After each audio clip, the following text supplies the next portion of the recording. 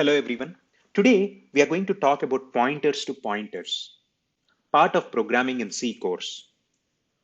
Pointers to pointers are a type of data structure in C that allow a pointer to hold the address of another pointer.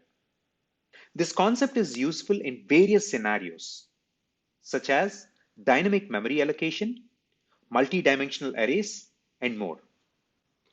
For example, consider the following code. In this example, we have an integer variable a with value 10. We have a pointer p that holds the address of a, and another pointer pp that holds the address of p. The double asterisk pp expression returns the value stored at the address stored in p, which is a, and printf statement outputs the value of a as 10. Pointers to pointers are a useful concept in C and can be used in various scenarios to achieve different results.